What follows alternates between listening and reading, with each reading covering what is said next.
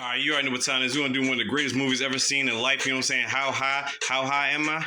We had to go in that DBZ. You already know what it is. And the Meccan Kush out this joint. You know what I'm saying? Let's get it rocking. What the greatest rapper of all time to ever exist? You already know what time it is. Red Man in that bitch. You know what I'm saying? Method Man popping too. Spoiler alert. Let's get it. Now you got Silas right here. You know what I'm saying? He's all about that botany. You know what I'm saying? Cooking up all that marvelous cushion stuff and like that. Now you got his friend Ivory, right? You know what I'm saying? He got some chicks coming or whatever like that. But the thing is, he's trying to get Silas to, go to school. You know what I'm saying? Get his botany stuff, you know what I'm saying, get it popping. Now, Silas ain't trying to hear all that, but bottom line is he's taking it into consideration. Remember Stanford Martin and you got Tracy Morgan, they tried to do this commercial about pork chops and chunky. I'm actually trying to look for this shit. That might be in the hood somewhere. I gotta find this shit. Here you got the greatest rapper of all time, Red Man, a.k.a. Jamal, you know what I'm saying, chilling with his mom. Played by Maria, you remember her, she was the same mom in Friday. So basically, she just busted her son out of jail for having weed on him and shit. Now, he went to college and everything like that, but bottom line is he did 6 years of a 2-year college degree, whatever. Now, he's got a brother and sister that have a weed master degree and barber haircutting and stuff like that. You know what I'm saying? That's kind of the joke. But anyway, basically, she's trying to convince him to go to a real college and take his master's degrees and whatnot. Or take the THCs. You already know what I'm talking about. And my man Ivory came through with the fucked up ass extensions, and his date agrees. And she about to dip off, but this is one of the funniest lines, yo. I'll take you off my body, this bitch. I hope you get a virus. You ain't your computer. So now he's watching movies by himself. Who gonna cut the grass? I know you don't expect me to sell no peanuts out this bitch. So this nigga falls asleep with the blunt in his mouth, catches on fire and falls out the window. He's done dead as shit. Silas is at the funeral. He picked up the ashes and everything like that. The crazy thing is he ended up using his ashes, you know what I'm saying, to do his weed progressions after like 2 months. Now this part's gonna become very important. I'm explaining in a minute. Now, Silas is about to take his exams and whatnot. Redman's also about to take his exams. Jamal. Now, Jamal and Silas are right next to each other. Now, at this point, Silas don't have a blunt and Jamal lost his weed. And this is how they link up. Got blunt.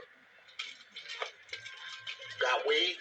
So they get together and end up smoking the Ivory, right? And they end up seeing this nigga Ivory in the backseat. You're thinking to yourself, what the fuck is going on? And Silas got scared of shit. He's like, what the fuck is going on? Now he's like, yo, I am dead, but this is what happens when you smoke your boy. Now, this is the funniest line right here. Now, Jamal's saying, holy shit, let me try that. But you're like, let me try what, though? Now, the thing is, Ivory's got all the answers right to the test or whatever like that. But the thing is, they can only see him when they smoke him. Yeah, that's the face I would have, too. Now, Jamal's walking around like he could be a ghost, but the thing is, they say he could only see him when they smoke him. He just assumed he would turn to a ghost, too. But you gotta think to yourself, like, why wouldn't Method Man be a ghost? You know what I'm saying? Like, the shit was... Alright, never mind. Let's just chalk it up to people being high as fuck, and that's what it is. Now, they end up getting perfect scores of the test, but this lady is like, wait a minute. She's like, we got 1.1 billion phenomenon or a cheat, but the bottom line is... They had 2 different versions of the test, so she passed them, you know what I'm saying? Now, the thing is, they thinking they still high on the Ivory, right? Now, the thing is, they seen this elf coming out of nowhere. Now, pay attention. Why is she seeing the elf, too? Is she high as hell? Is she on that Meccan Kush, too? Meanwhile, we go to Harvard University. And we got the dean to the right, and we got Fred Willard on the left. One of the greatest of all time. But anyway, he needs some ethnic diversity at Harvard or he's going to end up getting fired. Now, the dean heard about Jamal and Silas, but the thing is, he's like, man, I ain't trying to get them here, you know what I'm saying? Their faces look like mugshots. They like they from the hood. They ain't about to, you know what I'm saying? But Fred don't care. He wants them.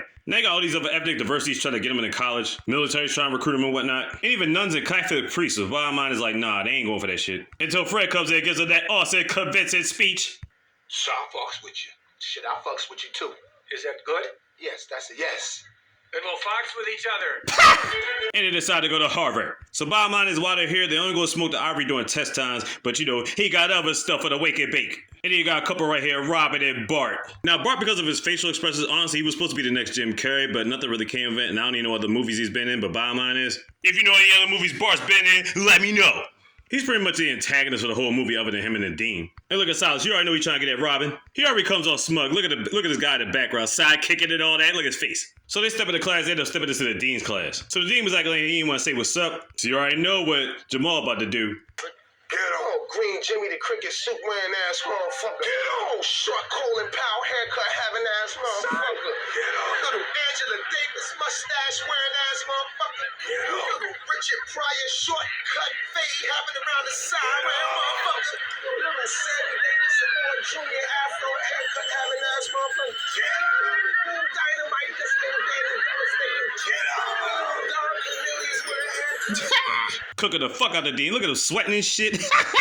They end up sitting next to this dude from Wisconsin who they don't even realize is going to be their roommate in a minute. And he's doing pledges and he was like putting toilet water and shit. He's putting eggs around his neck. You'll see in a minute. And then you got this guy here. He's like a fake-ass security hall monitor or whatever like that. But I'm like, you're not even controlling the halls. You're just controlling outside, but whatever. Fake-ass Officer Picklestein. He catches up with our boys, but they ain't phased. And then we got this guy coming out of nowhere, just got slapped by some chick because he ain't got no game. And he tries to give him directions to parties and whatnot. And then we got Child Prodigy. He be cooking throughout the whole movie. They all in the same room, them, Juan, and Wisconsin. Also, we see Al Shearer. I was like, I ain't seen this as BET. I was like, damn, what he better to? But his name in the movie is called I Need Money. Now, the thing is, he's a mute. He doesn't even talk. Now, Jamal knows him because he used to be a stripper back in the day. But here's my question. How the fuck did he get into Harvard? Honestly, I still haven't figured out that mystery. It's weird. Now, my thing is, if he needs money, how the hell did he afford to get into Harvard? Did he take the same test to get good grades? He was just smart as shit? Guess we'll figure this mystery out one day. Now, the dean needs to see Jamal and Silas, you know what I'm saying, try to, size him up and whatnot. And they gonna make sure everything all good and great. We have to spilling Cheetos on his damn carpet. So after fixing up their room, getting the weed smoke, you know what I'm saying, setting up TVs and shit like that, they got themselves situated. Early morning time for that wake and bake, nigga. Jamal joins the rowing team so he can show up Bart with his ass. And the coach actually fucks with him, you know what I'm saying, because he likes his style. Fucking Dick Buckets over here always riding me. Dick Buckets? Do you hear that, coach? He's cursing. That line is so funny because we know Dick Buckets is actually a coach, you know what I'm saying? Coach of Chicago Bears and whatnot. But that's just showing you in the movie how much of a square he is, you know what I'm saying? Just look at that face, yo. Priceless. Look at this scene. You already know what he's trying to do. Enough said. They just happen to be the same class together. Word. The white man teaching black history. Nothing wrong with that, but you'll see what I'm talking about in a minute. And Jamal's supposed to be in this class too. He's tired of shit. He says, fuck this class. Fuck history. Yeah, fuck history. I'm Mr. Moses. I expect you'll be ready for your quiz tomorrow. Where's my ass? The white man teaching black history anyway. That's some bullshit. Going to lunch. Take a nice long shit.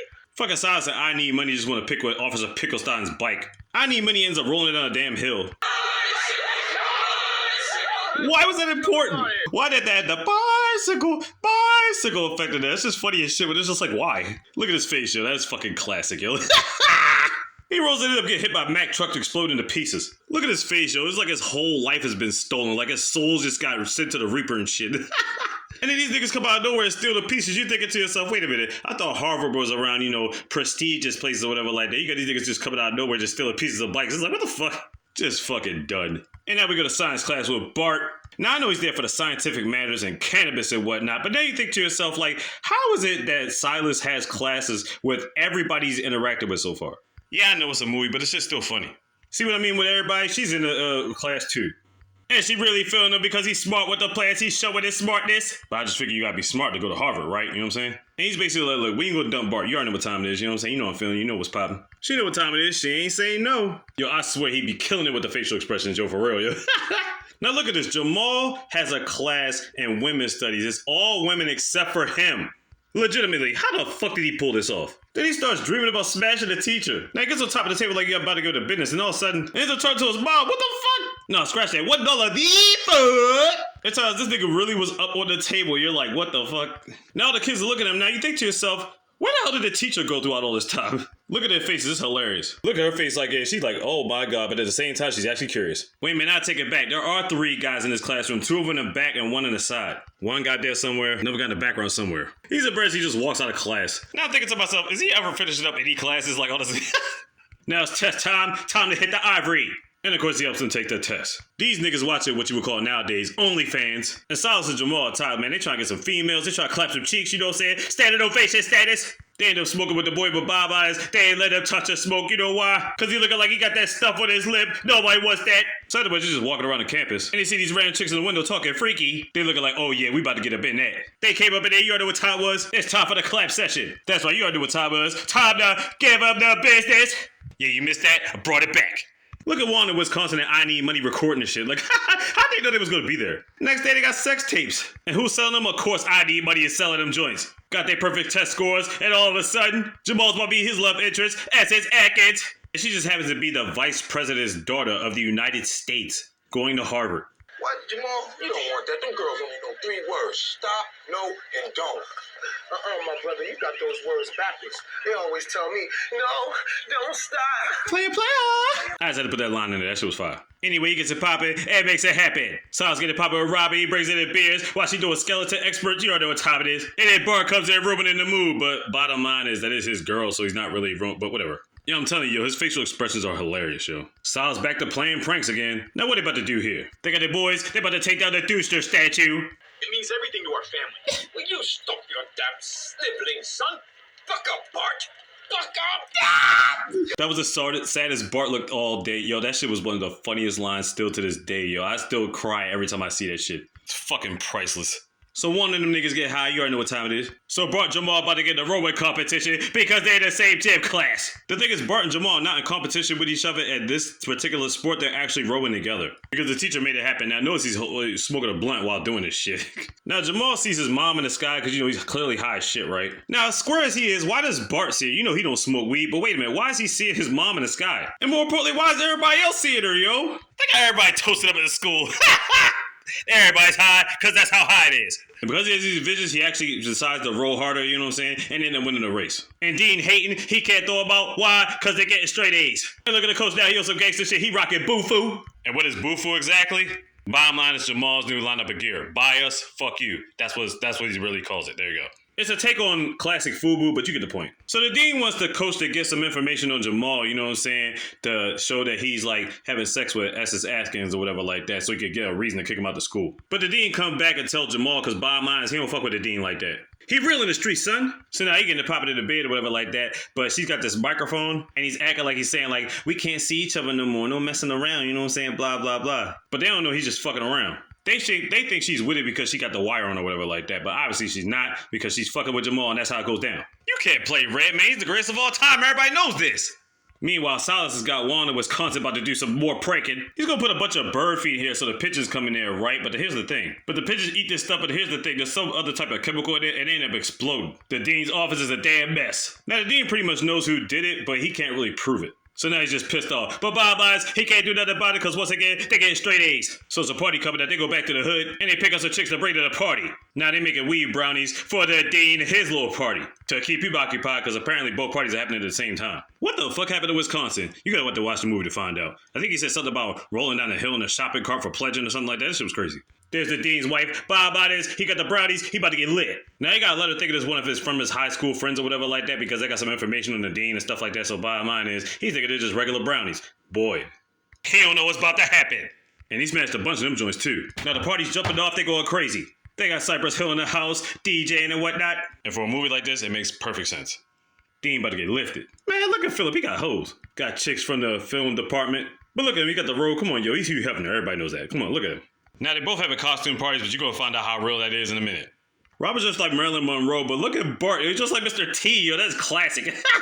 No, I'm dead serious, yo. Bart deserves a damn Grammy, yo, for real. So Bart's been condescending to her the whole time, and bottom line is she about to leave the party and go to the other party. Dean's feeling the brownies. He's getting down. Now, honestly, he actually is a dancer in real life and runs a school. You know what I'm saying? Look at Jamal and Silas. They dress like nuns. Now, the thing is, they dress like nuns in, like, other videos in the past or whatever like that. And there's a video called Pigs. So that's the reference for them wearing the nun outfits again. Now he's about to hook up Juan in Wisconsin with the two girls they picked up back in the hood. Because they're after the money and they kind of like them. Now the thing is, I don't know if they got money like that, but bye, you gotta keep it pimpin'. Now speaking of pimpin', here comes Baby Powder. Now the thing is, he's a certified pimp, and the two girls he's looking for are the ones that were taken from the hood. And apparently by all the flyers he's giving out, he knows exactly where they are. R.I.P. to his co-star, I can't remember his name, but bottom line is he died a while ago. Assistant pimpin'. Robin makes it to the party, her and Silas get alone time. And Juan in Wisconsin about to get it poppin'. I'm gonna tell you something. This pimping that I got in my blood, it came from a family tree. Facts. My grandma pimping since pimping. Exactly. Senior. Officer Picklestein stuck into the party, and guess what he does? He's looking for evidence of stuff, but he don't find nothing until he ends up smelling a certain plant. He ends up stealing the Ivory plant. That ain't good for our heroes. And then our pimps show up. You already know what time it is. They find the girls, they start to beef it, and an annual fight happens. Because there's always got to be a fight at the party. Picklestein ends up smoking the entire plant, like, for real. He was trying to figure out how high he could really get. Now, you're probably wondering why his pimp name is called Baby Powder. Smack you with Baby Powder. They escape before the police come, but look who's in the back seat. The two chicks that Silas and Jamal was getting popping with, now they done turned out. Oh, you think it's funny, bitch? This is pimping here. It's just funny. Come on with it. Oh, boy, y'all rather piss off that crew than piss off mine. Oh, it's funny. Keep on that. Bring the face over here. Play that shit. Don't play that shit.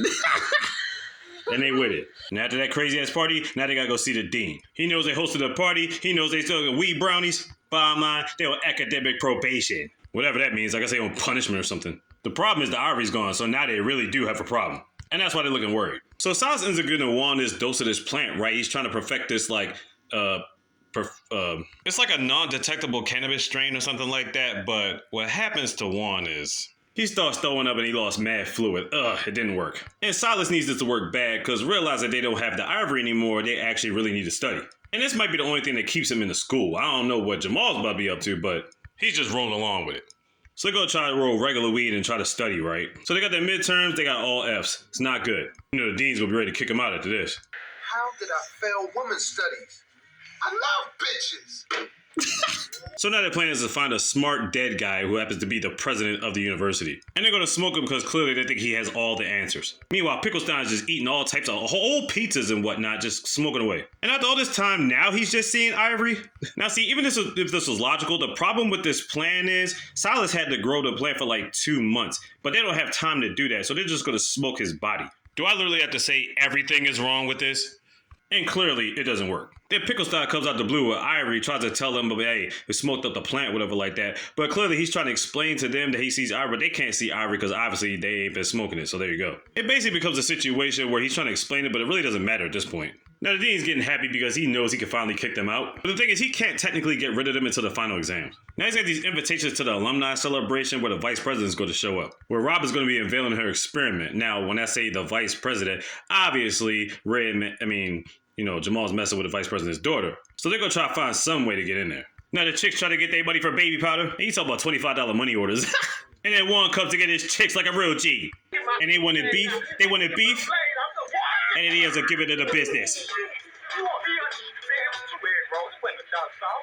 Do it wrong with the duck sauce.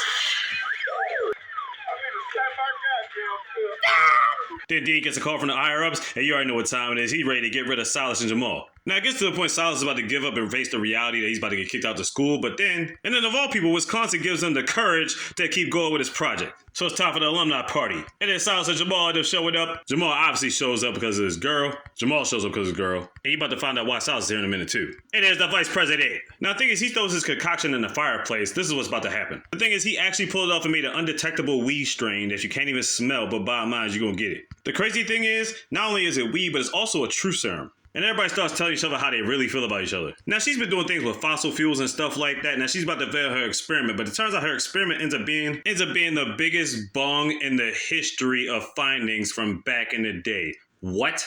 But honestly, are you surprised? I mean, come on. Now, the thing is, the dean starts tripping, right? Now, I'm not sure what he mixed the strain with, but now everybody can see Ivory again. And then they see Ben Franklin confirming that is a legit bong. Like, wow. Everybody's getting lit. Everybody's having a good time. The dean's all pissed off and blah, blah, this. Fred ends up firing the dean. He got a new serum, and they get to stay at the school. The dean comes back with an axe. He about to go crazy. Then he swings the axe. This motherfucker messed up my shit. Nah, he spoke for the first time. You better give me 3 feet. Give me 3 feet. And then he's running. And then the Secret Service tased Dean, and they get him out of here. Vice President get lifted, everything's all hunky-dory. And the science teacher get it poppin' too. And Willa got the 2 chicks, he get it poppin', you know how he do. I swear he stays with 2, you know what I'm saying? Triple menage a trois and all that. Why is Bart hiding under the table? What's going on with him, yo? And that's how the movie goes off. Now after the movie's over, the pimp comes back. Then the meeting with Fred turns out he actually uses the pimp's dollar whole service, yo. Of course he does. He's gonna cut him a deal of making it work at the school, yo, saying teaching Pimpology 101. And then you're a classic. One of the greatest movies ever to be made. Now, how high can you get? Bottom line is, get how high and find out. You know what I'm saying? From the greatest rapper of all time, Redman and Method Man. You already know what time it is? How high on Netflix. Check it out.